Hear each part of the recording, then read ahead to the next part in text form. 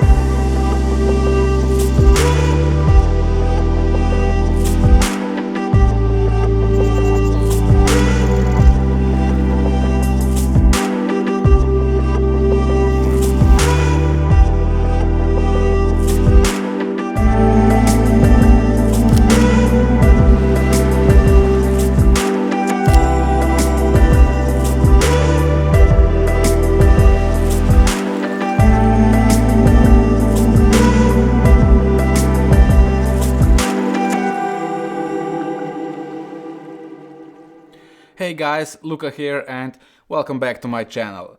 So the footage you just saw was shot with iPhone 12 Pro, DJI OM4 gimbal, and the accessory I was talking about was SANDMARC Motion Variable ND Filter.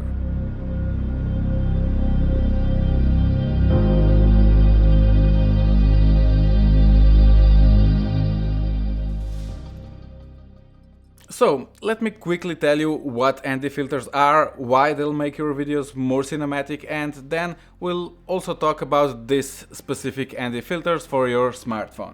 If you're a photographer or videographer, you probably know what ND filter does, but if you're new to this field, let me explain.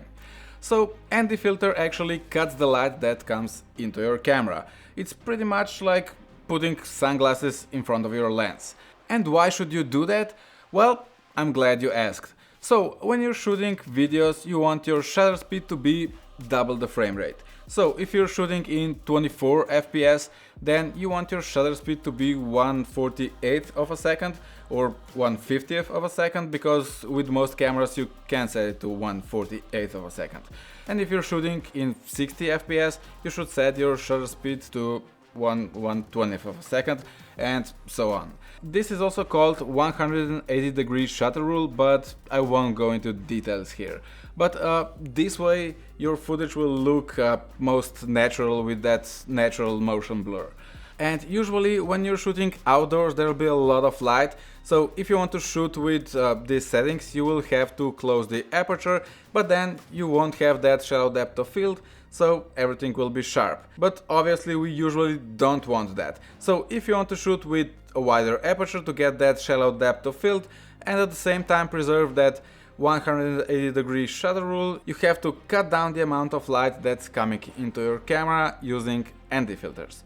And if you're filming with your phone, you can set the aperture because phones have a fixed aperture, usually around f1.8. So if you want to shoot with that 180-degree shutter rule, if there's too much light, your only option is to use ND filter.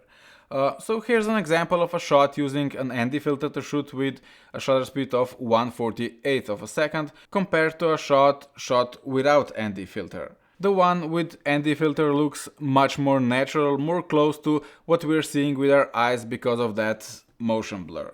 ND filters come in different strengths, so you can choose the one that will cut just the right amount of light for the situation you're in. And there are also the ones that are called variable ND filters, where you can set the strength by rotating this front ring. Fixed ones are usually better in terms of quality, but variable ones are much more practical to use because you don't have to unscrew one filter off and screw the other one back on. You just turn the front ring and that's it. So, the SANDMARC team recently sent me their motion variable filter, as they call it. If you don't know them, SANDMARC is a company that's producing iPhone lenses and other iPhone and action camera accessories, also small lights and similar. So, if you're into smartphone or action cam photography, videography, check them out because they make great stuff. I already reviewed their small light, so if you're interested, I'll link that video up here and also down in the description. They didn't pay me anything to film this video or to say anything, so everything I'll say is my own opinion, but they did send me this filter for free, so thanks again. So what you'll get in the box is this filter, this soft carrying case, and a clip to attach the filter to your phone. The build quality is great. I love that it has hard stops, so when you turn it all the way you know that you're in the end, in contrast to some filters which are just spinning and spinning, so you have to constantly check where you are. Also, stops are clearly marked here on this front element, so you know how much you're reducing the light. You can see that this one goes from 3 to 6 stops. The range is not very wide, but that way they can ensure the best possible quality. We can see that also with other high quality filters like Polar Pro, Freewell or Moment, for example.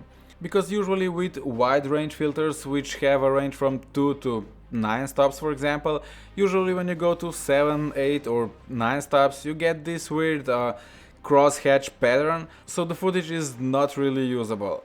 Here with these filters you don't have to worry about that. Like you saw in the beginning, I also went out to test the filter and see how it performs, and I noticed a slight color shift when using this SANDMARC ND filter, but it's not too bad. The footage with this filter has a little bit warmer colors, so if you're shooting at golden hour it actually adds a bit of warmth, which is even better in my opinion. But if you're shooting some things with and some things without the filter, you'll have a little bit of work to match the colors in post-production. If you have SANDMARC phone lenses, this filter has a thread here and you can screw this directly to those phone lenses without any adapters, which is great. But if you don't have those, the filter comes with this clip, which is nice, so you can attach the filter to any phone without a special phone case or something. You just clip it on and that's it. But there's a downside here. When you're using this clip, the clip covers a big part of the screen here, and on this part of the screen there are usually some settings which you want to change during the shoot. So you have to unclip the filter, change the settings and clip it back. Also, because I was shooting with the gimbal, when I removed the filter, changed some settings and put the filter back on, the phone wasn't leveled anymore. So I was calibrating the gimbal and setting the horizon level in the settings all the time, and that was not so cool. Also, when you're clipping this thing on and off, if you're not precise enough, especially in the sun when it's hard to see the screen, you can get the filter in the shot, like here for example. But again, if you own a SANDMARC phone lens, you can screw the filter on the lens and you won't have these problems. Also, filter covers all 3 cameras here on this iPhone 12, but if you have the new iPhone 13 Pro, for example, the cameras are much bigger, so if you'll be using different cameras, you'll have to move the filter around. Another issue I had is that filter is quite heavy, so when I was shooting with this gimbal, I had to use a counterweight, and I also calibrated the gimbal with all those accessories on it, but still the footage was quite shaky sometimes.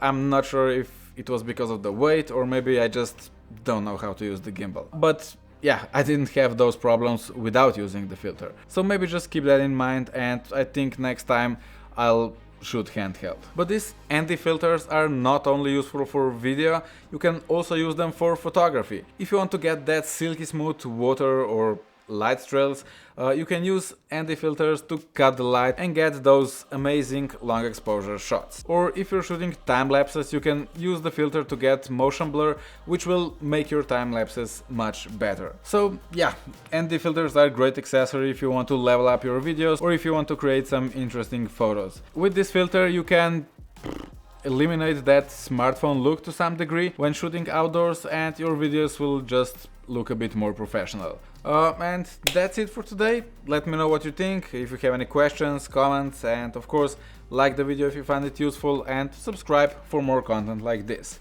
Thanks for staying all the way till the end, and I will see you in my next video.